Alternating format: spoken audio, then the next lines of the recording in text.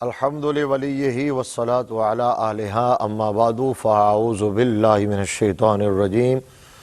بسم اللہ الرحمن الرحیم الذی یؤتی مالہ یتزکی صدق اللہ مولانا العظیم مولاي صل وسلم دائما ابدا علی حبیبک خیر الخلق کلہم والحبیب الذی ترجى شفاعته لکل حول من الاحوال مقتحمی۔ معزز و محتشم ناظرین کرام، ہماری آج کی گفتگو کا موضوع ہے تاجدار صداقت وفا شعار رسالت خلیفہ اول بلا فصل افضل الخلق بعد الانبیاء بالتحقیق حضرت سیدنا ابو بکر صدیق رضی اللہ تعالی عنہ کی حیات پاک کا ایک سنہری ورق، یعنی آپ کی سخاوت۔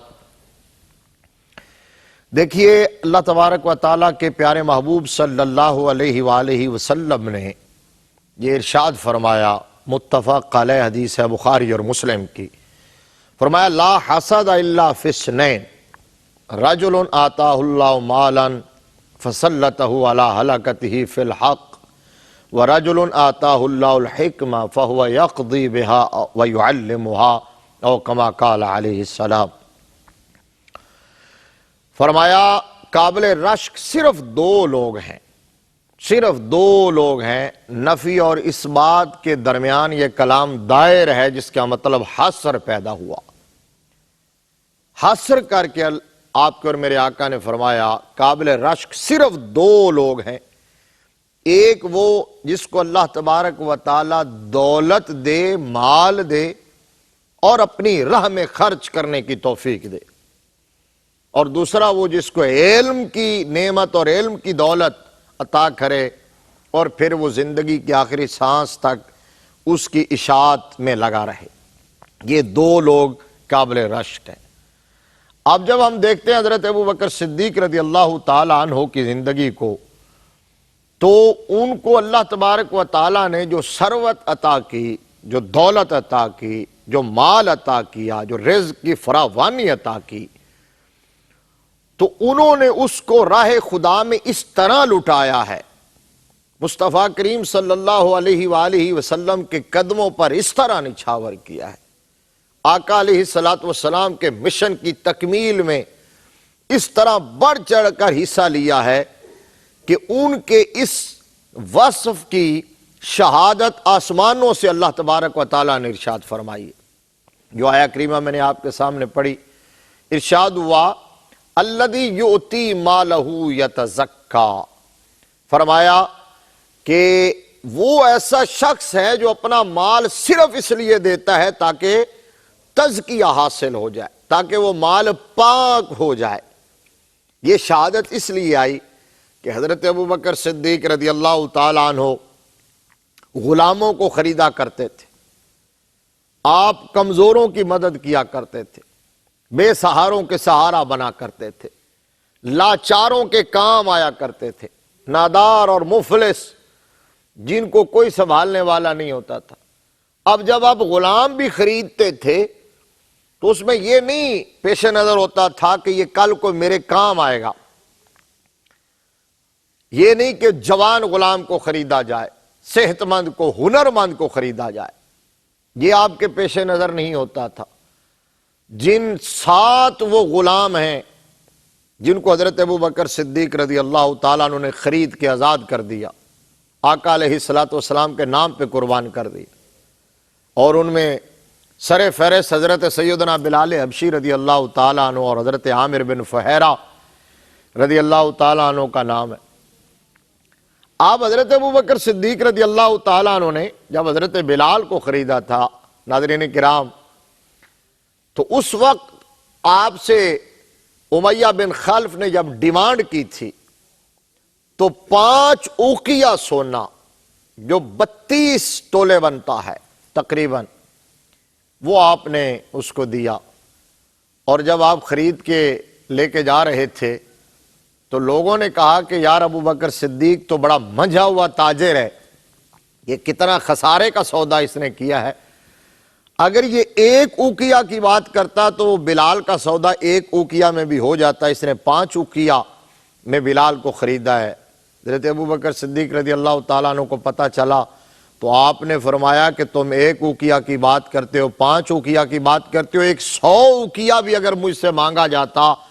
تو میں پھر بھی وہ دے دیتا اور بلال کو خرید لیتا، کیونکہ تم نہیں جانتے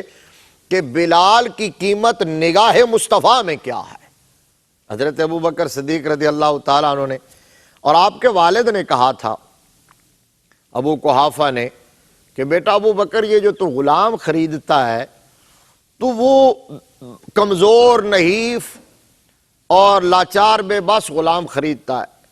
ان میں ہنر مند نہیں ہوتے، کوئی ایسا غلام خرید کے کل کو تیرے کام آئے۔ لوگ بھی آپس میں باتیں کرتے تھے کہ شاید ابوبکر صدیق رضی اللہ تعالیٰ عنہ پر ان غلاموں کا یا ان کے خاندان کا کوئی احسان ہوگا جس کا بدلہ چکانے کے لیے اتنی بھاری قیمت ابوبکر صدیق ادا کرتے ہیں۔ تو اس وقت اللہ تبارک و تعالیٰ نے وحی نازل فرمائی آسمانوں سے، اور تمام مفسرین کرام کا اجماع ہے کہ یہ آیات حضرت ابوبکر صدیق رضی اللہ تعالیٰ عنہ کے بارے میں نازل ہوئی ہیں۔ اللہ نے فرمایا وَسَيُجَنَّبُهَا الْأَتْقَى الَّذِي يُؤْتِي مَالَهُ يَتَزَكَّى وَمَا لِأَحَدٍ عِندَهُ مِن نِعْمَةٍ تُجْزَى إِلَّا ابْتِغَاءَ وَجْهِ رَبِّهِ الْأَعْلَى وَلَسَوْفَ يَرْضَى۔ فرمایا کہ جہنم سے دور رکھا جائے گا اس شخص کو جو اتقا ہے۔ یہ سپرلیٹو ڈگری ہے، اس میں تفضیل کا صیغہ ہے، یعنی جو مصطفیٰ کی امت میں سب سے بڑا متقی ہے، سب سے زیادہ تقوی کا حامل ہے، اتقا اس کو کہتے ہیں۔ تو کہا اتقا ابوبکر صدیق، اس کو دور رکھا جائے گا۔ الذی یؤتی مالہ یتزکا، جو اپنا مال دیتا ہے اس لیے کہ وہ پاک ہو جائے۔ وما لأحد عنده من نعمت تجزا، اس پر کسی کا احسان نہیں ہے کہ اس کا بدلہ دیا جائے۔ الا ابتغاء وجہ ربہ الاعلی،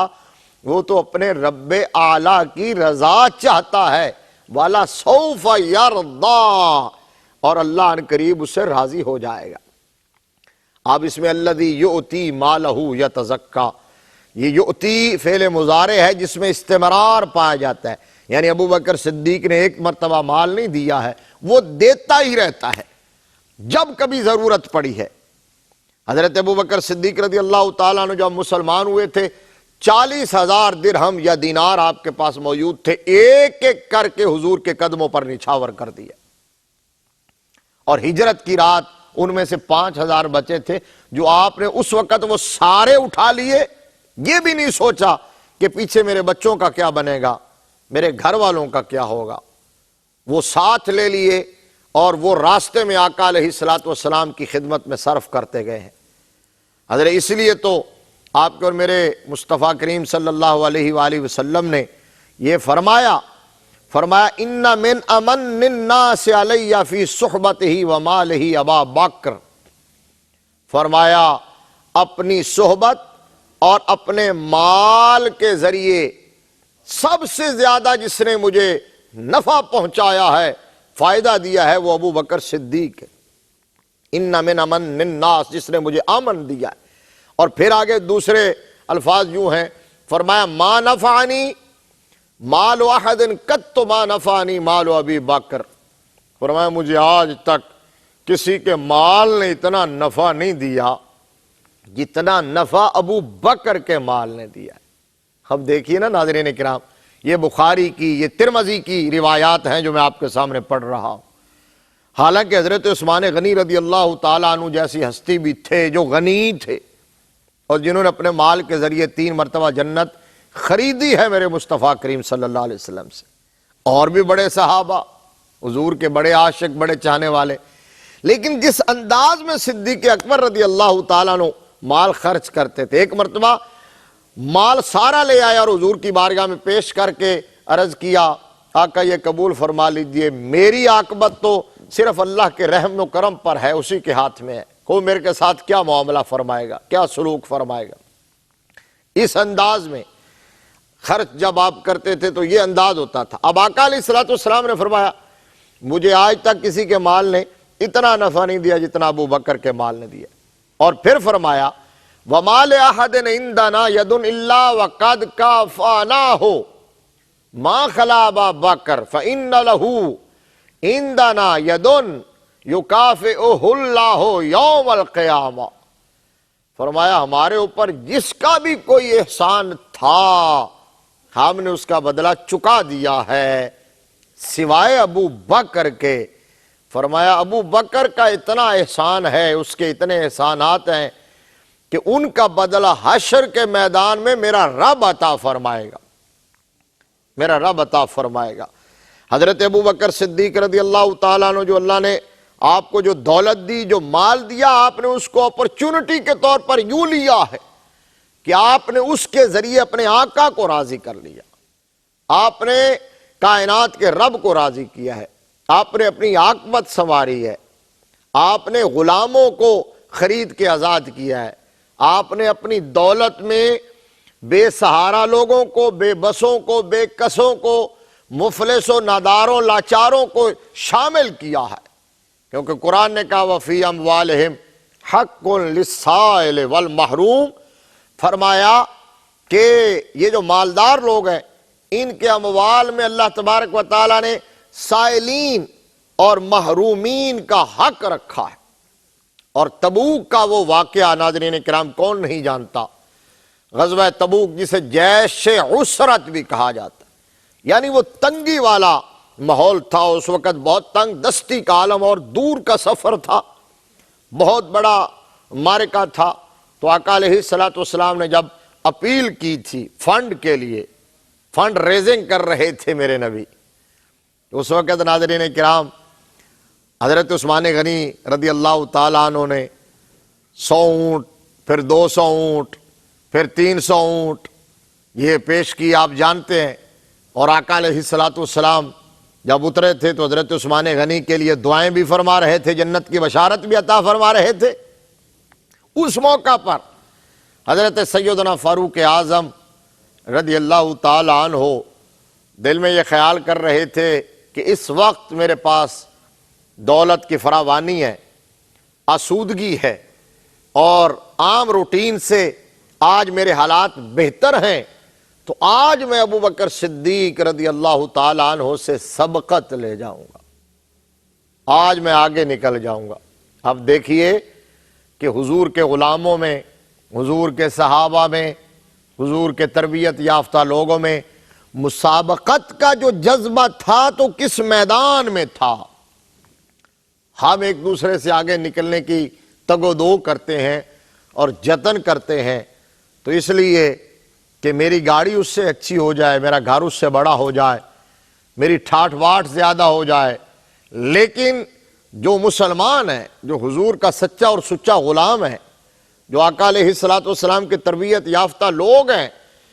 وہ ان کی مسابقت کا جذبہ صرف اس لیے تھا کہ ہماری عاقبت سنور جائے، جنت بن جائے، اور ہم وہاں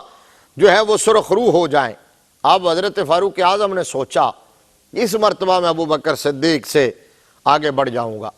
اور پھر حضرت فاروق اعظم بھی اپنا مال لے کے آئے، ابو بکر صدیق بھی آئے۔ تو آقا علیہ السلام نے پوچھا تھا کہ عمر یہ بتاؤ کیا لائے ہو؟ تو عرض کی آقا گھر میں جتنا مال موجود تھا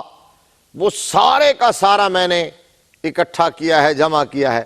اور اس کو 2 حصوں میں کیا، تو ایک حصہ میں گھر والوں کے لیے چھوڑ آیا اور ایک حصہ میں نے لا کے آپ کے قدموں میں نچھاور کر دیا ہے۔ اب یہ بہت بڑی بات تھی کہ گھر کا آدھا مال، آدھی دولت، آدھی ثروت لا کے حضور کے قدموں میں نچھاور کر دی۔ تو صحابہ اکرام رضوان اللہ علیہم اجمعین نے ظاہر ہے اس پر سبحان اللہ کہا ہوگا، واہ آشش کر اٹھے ہوں گے لوگ۔ تو میرے مصطفیٰ نے فرمایا کہ ایک دیوانہ آ رہا ہے، اس کو بھی آنے دو۔ صدیق اکبر چپکے سے آئے، ایک گٹھڑی اٹھائے ہوئے ہیں اور سائیڈ پہ رکھ کے ایک طرف ہو کے بیٹھ گئے۔ فرمایا ابو بکر ایسے نہیں، اٹھو اور بتاؤ کہ کیا لے کے آئے ہو؟ تو عرض کی آقا یہ پوچھئے کہ کیا چھوڑ کے آیا ہوں؟ فرمایا کیا چھوڑ آئے ہو گھر والوں کے لیے؟ تو عرض کیا اب قیت لہم اللہ ورسولہ، میں تو ہر چیز لے آیا ہوں. ایون کے روایات میں موجود ہے حضرت ابوبکر صدیق گھر کی دیواروں پہ ہاتھ مارتے تھے کہ عورتیں کپڑے سینے کے بعد سوئی ٹانک دیتی ہیں تو کہیں کوئی سوئی گھر میں نہ رہ جائے. اور آپ نے لباس بھی اپنا اتار کے اسی میں ڈال دیا اور ٹاٹ پہنا بوری اور اس پر ببول کے کانٹے لگا کے تو آپ حاضر ہوئے. تو سرکار نے پوچھا کیا چھوڑ کے آئے ہو؟ عرض کیا کہ میں گھر والوں کے لیے اللہ اور اس کا رسول چھوڑ کے آیا ہوں.